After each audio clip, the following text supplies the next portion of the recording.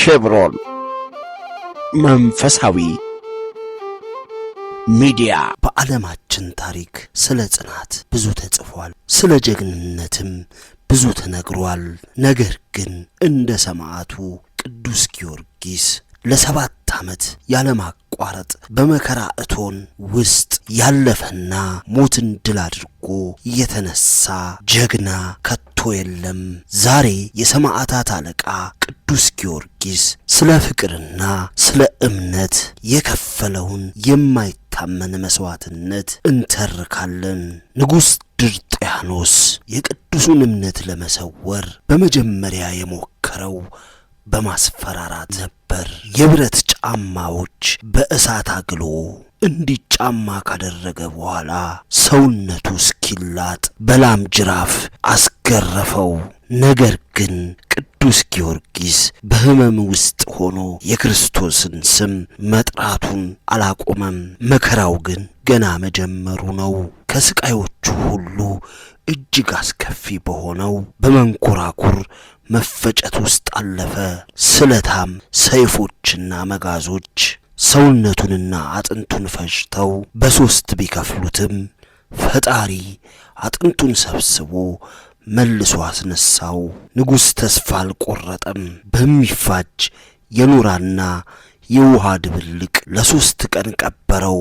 መልአኩ ቅዱስ ሚካኤል ግን በዛ በሚፋጅ ጉድጓድ ውስጥ አጽናናው። ቅዱሱም ያለምንም ጉዳት በድል ወጣ። ፈተናው ቀጥሏል። በሚፈላ ነሐስ ውስጥ ተጣለ። ቅዱስ ጊዮርጊስን አልበገረውም። አትናሲዮስ የተባለ ጠንቋይ ያዘጋጀውን እጅግ ኃይለኛ መርዝ እንዲጠጣ ተደረገ። ጊዮርጊስ ግን በመስቀል ምልክት አማትቦ መርዙን እንደ ውሃ ጠጣው። መርዝ አልበገረውም።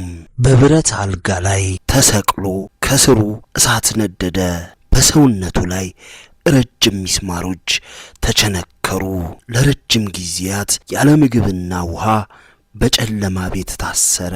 በዚያ ድንቅ ጨለማ ውስጥ ግን ጌታ ተገለጠለትና 7 ዓመት በመከራ ትኖራለህ፣ 3 ጊዜ ትሞታለህ፣ ትነሳለህ፣ በ4ተኛው ግን ታርፋለህ ብሎ የቃል ኪዳን ብርሃን ሰጠው። መከራው ግን አልቆመም። በፈረሶች ጅራት ታስሮ በጎዳናዎች ቢጎትቱትም ቅዱስ ጊዮርጊስ ግን አልተሸነፈም።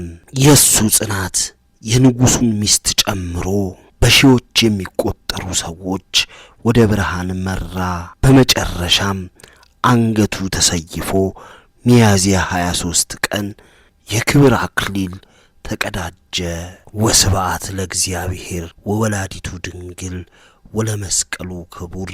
ይቆየን። መርሃ ግብራችንን ከወደዳችሁት ሰብስክራይብ፣ ላይክ፣ ኮመንት፣ ሼር በማድረግ ቤተሰብ ይሁኑን። ያተርፋሉ።